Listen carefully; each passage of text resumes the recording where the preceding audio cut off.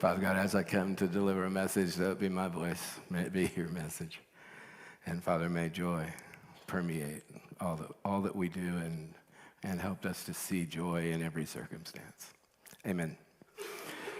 So in the Christmas story, God made himself known. We're continuing a series. It's called With Us. I love With Us because it reminds me of how insane it is that God lives in us, that God condescended, not condescending, but condescended, took himself from the upper position and put himself down as one of us, and chose that. Like, I will never understand it. I'm grateful. I'm very grateful, but man, it's an incredible thing. We don't do that very often, where we take ourselves from an upper position and we go, you know what? I think I'll go down here because I can make a difference and I can impact the lives of the people more. And it doesn't happen very often. We're climbing the ladder of success. How high can I get? I need more money. I need more stuff. I need more. And then we get more money and more stuff. You know what we need? More money and more stuff. It's like this never-ending. The mouse or the rat in the wheel just keep going and going and going, getting absolutely nowhere. Yeah. I'm not gonna, you know me. So this week has been it's a crazy season for pastors because there's so much going on, and but man, the blessings are incredible. I just. When I get tired, and I'm like, man, because I forgot something had to be here at 7 o'clock this morning to make sure that I got that done because I forgot to do it yesterday after the worship thing because I was tired. And you get going so fast, and sometimes it's just so important to go, look what God is doing. I was walking around this place this morning, and I'm not going to call everybody out. I'm going to miss people, but, just know that I love you even if I don't mention you. Tracy Carswell and Mark Parrott have done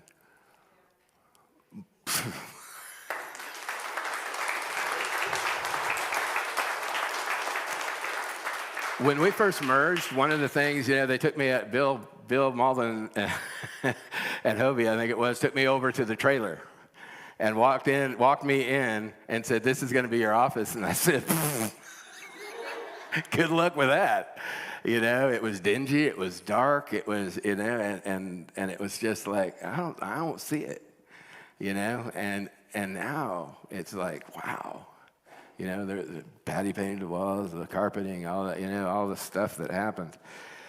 Yeah, it's amazing. It's incredible. And the nursery area and, all that stuff has been done primarily by people here and primarily overseen by Tracy and Mark.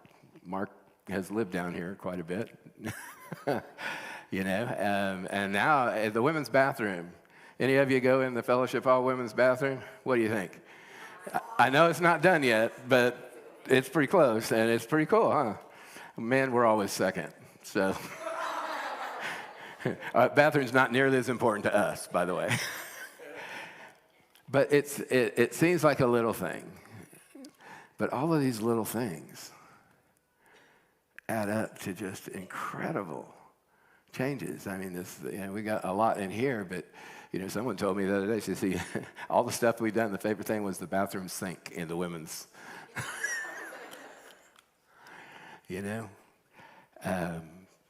Y'all who have done, the thing I was late getting to was the bulletin. I didn't get it until this morning. And so part of that is looking at the finances and kind of going, okay, where are we? And Libby had sent me the net of our 3 events that we had, the spaghetti dinner and the car show and the golf tournament. And so those are in your bulletin. And if you look, you'll see, and please don't stop giving when I say this. You'll see that our budget for the year we're surpassed it because of those events. So now it's the end of the year, and so this is generally a good time for giving because this is your last chance for the tax thing and all that. But But it's an incredible thing to look at that and to go, how did that happen? Because we've got designated funds that are incredible. We were able to help someone in the community, and I've got a card, and I sent it to the Love Fund team. There's a team of 3 that approve different things, and so we gave to someone in the community, and they were able to make a house payment, and sent a card back that said, most churches help their own, and we do that too, but. And that she was just so grateful that she didn't have to be a member here or a part of us to be able to benefit from the giving to that. And if you want to give to that, just say Love Fund or Benevolence, and it'll go there, and we get requests from people. We're connected to the city of Houston, Mayor Debbie Martin. And so she'll reach out to Steve, because Steve is the head of the chamber. So there's this connection now, this communication trail that's helping us get connected into the community in ways that we weren't before. And so that's incredible. Was able to attend a leadership thing this past week. I don't know what in the world this sermon is about. But I was able to joy. Yeah, this is joy. Yeah, this is incredible stuff. So I got to attend with, who all was there? Commissioners and law enforcement, nonprofits, just a group of community leaders, and to be able to participate in that, but not just participate, but make connections, because I have some thoughts too on how we can better. My belief has always been that the church is meant to be a movement in community, not a place that you go on Sundays. So we want to be that in community. How do you do that? You connect to the people in community, and difference makers are important. And so that's happening, and that wasn't, it's not like we had a plan. Hey, we're going to do this, and this, and we're going to get connected in the community. Not how it worked. God has consistently just shown up and shown out. We do plan, but man, he's gone way beyond anything that we could have done. So it's incredible who God is and what he does. And I say all that to continue the message that this church, yes, we're small, but so what? So what? You know how big a difference you can make in the lives around you and the life in this community just by living your faith out. Share what you have seen, heard, and experienced of God, the same witnessing. Continue to seek him first, because something happens. And then seek ye first the kingdom of God, and then something happens. All? That's one of our words. Yeah, seek ye first the kingdom of God and his righteousness, and then all these things will be added unto you. So y'all are making a difference in lives inside and outside the building, and the stuff that we're doing here. I want to challenge you. If you're sitting at home when we got an event going on, get here. One, they're fun, but man, we need to get to know each other so that we can continue to grow our ministry and accomplish the mission. And I know some of you live far away, and it's hard, and I'm, I hate that. But if it's possible for you to be here for Wednesday night, how many people in here want to see children and youth ministry grow? I'll see you Wednesday night. Yes, I want to see it grow. Will you volunteer? Of course not. Guys are the worst. You know how hard it is to get men to volunteer in the children or youth ministry? It's incredibly difficult. And they need, the boys in there need some good, solid men to help lead them. Anyway, I still have a sermon to give. With us, the we've looked at the gift of others, and today we're going to look at the gift of seeking, which is kind of what we do. If we seek, we'll find. And that's the gist of the message. Continue to seek him. Because God calls and draws people to him. He's right now calling and drawing people to him. And he's going to use you to do that because your story matters. Who you are matters. What you've been through matters. Do you know that experiential learning is always more powerful than book learning? If you've been through something, it's easier to connect to somebody else who's been through something. You know, if you haven't been through it and they've got some education about it, it's not that that's not valuable. It certainly is. But there's a difference in experiencing and getting through and learning about how to get through. Both great, but there's an intimacy that comes from that connection that we have when we share our experiences, our strength, and our hope. God has always been reaching out to people. He wants to lead people to Christ. One of my favorite things about this season is the Magi and the shepherds, because that's the message that Christ brought. It was no longer just the Israelites. It's not just the Jews. He included from the start that he was going to change. The chosen and unchosen were meet at the manger. And they did. Well, sort of. One was there before, but still. Both of them were drawn to the manger. Both of those groups were drawn to Christ, and they didn't they didn't get together. They didn't hang out, And he did interesting things as well, like when he talked to the Samaritan woman at the well, which was not done. One of the stories in the Bible, the Good Samaritan, which paints the Samaritan as the good guy. That's not what you do if you're Jewish. The Samaritans are the bad guys. But not Jesus. Jesus says, y'all got to completely figure this out differently because what you're doing is not what I'm doing. And so as a church, man, we got to pay attention as the leadership amongst us all together to go where he is going. Seek and you'll find, and they did. The passage today is out of Matthew chapter 2. After Jesus was born in Bethlehem in Judea during the time of King Herod, Magi from the east came to Jerusalem and asked, "Where is the one who's been born King of the Jews? We saw his star when it rose, and we have come to worship him." When King Herod heard this, he was disturbed, and all Jerusalem with him. King Herod was not a good guy. When he had called together all the people's chief priests and teachers, he asked them, where is he born? And of course, it's Bethlehem in Judah.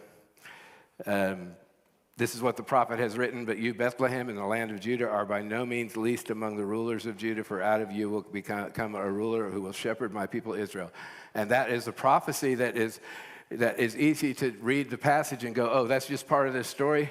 Why don't you take a breath and read forward? This is what the prophet, when did the prophet write that? Do you think? Hundreds of years. Hundreds of years is when he wrote that. Isn't that something? "But you, Bethlehem, in the land of Judah, are by no means the least." Then Herod called the Magi secretly and found out from them the exact time the star had appeared. You would have thought he'd have had a clue, but, he sent them to Bethlehem and said, "Go and search carefully." This is a lie. Go and search carefully. As soon as you find him, report to me so that I too may go and worship him. Now after they heard the king, they went. The star showed up. They saw the star. They were really happy. Coming to the house, they saw the child with his mother Mary. They bowed down, worshipped him, and gave their treasures and presented him with the gifts. And then God spoke in a dream and said, "Don't do what Herod said. Do what I say. Go a different way." And so they did. A common misunderstanding about God is believing that he has not made himself known or that God is far away and distant. He's the big guy upstairs, like he's somewhere out there. God provided a pathway of discovery leading people to him. For since the creation of the world, God's invisible qualities, his eternal power and divine nature have been clearly seen, understood from what has been made, so that all people are without excuse. When you look out at night or the day and you see creation. And when you do a little study and you look out into the galaxy and do it on, we have Google now. You can see all that God has created. It is insane in my view to say this is random.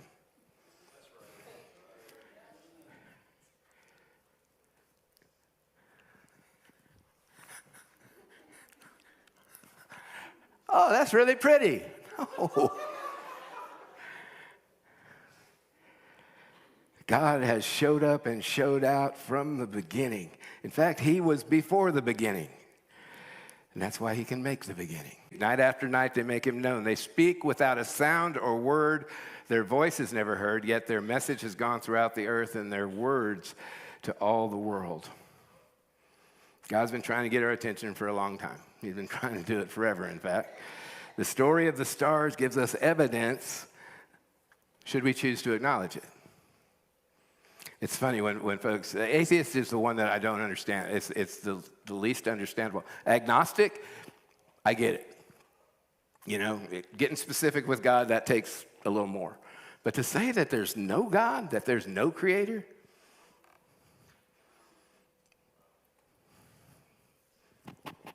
it's like if you got books in there, right? It's like looking at a book and going, man, I don't know how that thing made itself.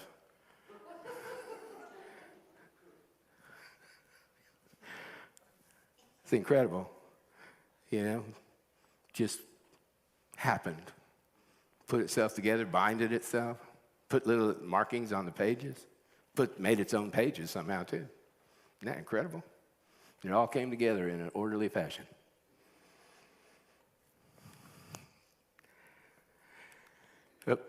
Genesis 1:14 through 19, there will be lights in the vault of the sky to separate, this is day 4, the day from the night, and let them serve as signs to mark sacred times and days and years.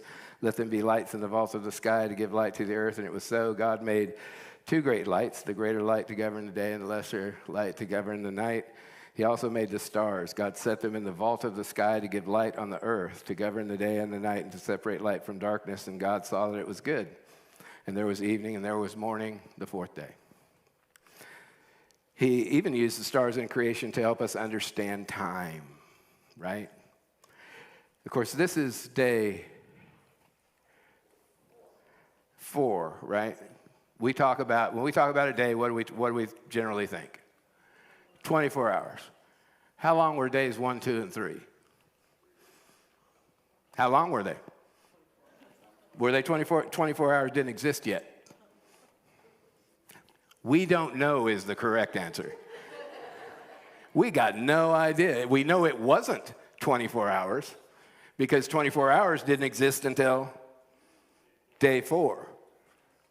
So dive into that, sure, young earth, old earth stuff if you want. It's irrelevant to our walk in most ways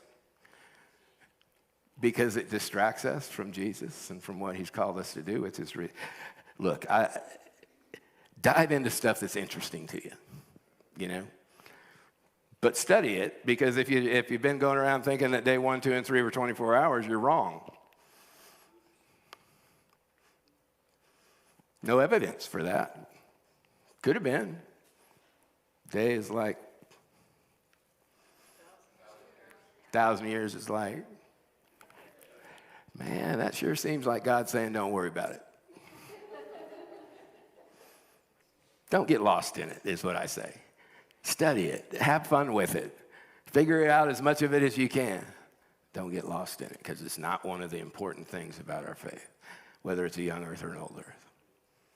Science is a gift from God. We love science in the church, or should. And we love the things that it teaches, for the most part. It's how we understand the world. But that's from God as well. Medicine is from God. All of the things that we tended in the past as the church to separate, we need to start looking at when Jesus said that you will do even greater things than I will. Now, I love that, and I believe absolutely that he's still doing supernatural stuff. But even if he didn't, we are doing stuff through the medical realm and through the scientific realm and through all of that we know and we do, which is more than just him in that moment. Jesus can do anything, but, we do a lot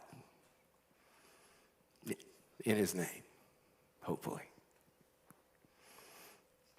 The Magi story is a great illustration of how God made himself known, and he wants to be in that relationship with us. They traveled a lot of miles. We don't know exactly. It's Iran, Iraq area. They're Persian. And they got in their Lamborghinis and hit the trail, and didn't take very long before the Lamborghini got stuck in the sand. So then they went and got some camels and traveled the route. They traveled a long way following a star. Think about that. I mean, they said, well, we're going to follow this star. Where? There. It's like, it's craziness. It's not crazy. It's faith. Although faith is often seen as crazy. Why are you doing that? So they traveled a long way. That I'm sure they figured that King Herod had an idea. When they went to King Herod, I'm sure that they were thinking, well, we're going to go there, and his astronomers are, following all of this too, and so we're going to get together and we're going to talk about it. No, that wasn't how it was. King Herod had other plans. So this is Herod. When Herod heard, he was disturbed, and all Jerusalem with him. So he called him, said it was Bethlehem, and then Herod called him secretly and said, hey, I want to go worship him, which was not true. What he actually did, it's not in this passage today, but what he actually did was that he went and killed every male child under 2 years old that was born in Bethlehem. That's what Herod actually did. He wanted to kill this Messiah, this king. I don't even think he thought in terms of Messiah. I thought he's the king. There's a king coming. I'm not going to give up my spot, So Herod, so they get in the dream and they take off and they go the other way. Same time that's happening, Joseph is hearing from God, get out of here, go to Egypt. And so they went to Egypt. The Magi went back home. It's interesting that the gifts that they brought, right? Gold, frankincense, and myrrh. The Magi themselves, though, they modeled how we are best to respond to Christ, and the gifts actually illustrate this. So I wanted to go through the gifts. They bowed down, they worshiped him, and they gave him their best gifts: gold, frankincense, and myrrh. So I wanted to just real quick kind of talk a little bit more about why these are significant in the story. Gold, it was customary for royal visits. The wise men came bearing gifts intended to honor the newborn king because he was a king. He was royalty. Gold is a valued commodity still today. So they brought that because it's scarce and it's immense value. They brought gold to show that they did indeed consider this baby in a manger to be a king. Frankincense is an aromatic, I had to look it up. Frankincense is an aromatic gum resin. I don't know what that is. That is still widely used in parts of the Middle East and Africa today. I know it smells good. It is produced by scraping the bark of some trees and harvesting the beads of resin after they've dried, and when it burns, creates the beautiful and strong aroma. They still use it in the ancient Near East, though, in case you're wondering. They used it as a household air freshener kind of thing back in the day. But the burning of frankincense was also closely associated with ceremonial worship of a deity. So the frankincense part of this that they brought was illustrative of their understanding that the newborn king carried with himself a claim of being deity, God. So gold, he claims to be a king. Frankincense, God, because that's where you burn this particular type of incense. And myrrh, unfortunately, It's another spice, but it was a key ingredient in the burial mixture, the mixture of spices to prepare a body for burial. And so perhaps the wise men intended this gift as an indication of Jesus' humanity and the manner in which he would save his people. There's no real other reason that I can think of to bring myrrh. They gave it to him because somehow they understood that Jesus was going to die for us. Gold, frankincense, and myrrh. Gold, king, frankincense, deity, myrrh, death. And the Magi were not Jewish. And somehow God revealed to them these secrets. God's not hiding. God's not hiding. No matter what you're facing, come to the conviction that God's going to lead you through it. This is Hebrews 10:23. Let us hold unswervingly to the hope we profess, for he who promised is faithful. And I wanted to touch on some gifts what gifts can you bring to God as an act of worship, right? Out of Romans 12:1, it talks about bring your life a living sacrifice, be a living sacrifice. And you can bring gifts to God as worship through your whole life, offering heart, time, talents, actions, those things as living sacrifices, acts of praise, prayer, use your spiritual gifts, give your resources, live a life that reflects gratitude. And so I want to touch on a few. So this Romans 12:1, I appeal to you, brethren, by the mercies of God, to present your bodies as a living sacrifice, holy and acceptable to God, which is your spiritual worship. And then Romans 2 talks about knowing God's will and renewing your mind. But to be a living sacrifice, what he's talking about is taking your entire self and not holding something back. Be who you are for him, for others. Body, mind, emotions, time, talents, possessions. Bring those things, your entire self. Make those things holy and pleasing to God. Praise and prayer. Offer the fruit of your lips through confession, singing hymns, psalms, making melody in your heart. The one on the right is Ephesians 5. Speaking to one another with psalms, hymns, and songs from the Spirit. Sing and make music from your heart to the Lord. The other one is through Jesus. Is Hebrews 13:15-16. Through Jesus, therefore, let us continually offer to God a sacrifice of praise, the fruit of lips that openly profess his name, and don't forget to do good and to share with others. Your gifts and talents, each of you has unique gifts and talents. You have natural talents, which some of those may be enhanced by your spiritual giftedness. Sometimes your spiritual giftedness has nothing to do with your talents. But both of those God will use in unique ways. Love and gratitude. Love and gratitude. Cultivate an attitude of gratitude, I guess, is the saying. But be grateful. Look for the things to be grateful for. They're there. They're there. Resources. Give of your finances, possessions. Ultimately, understanding that they were God's in the first. God is the one who gives them to us. We talk about tithing in the Old Testament in Malachi, 10%. I don't know if you ever really thought what that means. Is God gave you 100%. He says, "Give me 10, keep 90." It's not a bad deal, In the New Testament, it's a little bit rougher because some folks will say, "Well, tithing's never mentioned." They are correct. Jesus said, "Give all that you have to the poor. Come and follow me." So you choose. Hospitality. Show care and welcome to others as a form of offering, acts of service. Take the towel off and wrap it around your waist sometimes and help other people. And there's more. But this is something that it's a key principle to me. Everything is from God. Everything is from God. Nothing exists that doesn't exist because of God. So recognize that the ability and willingness to give, as well as the things you give, resource, time, self, are gifts from God, making your act of giving an acknowledgement of his ownership.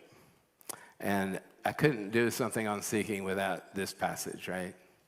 Why don't you all read that to me, and I'll grab a guitar.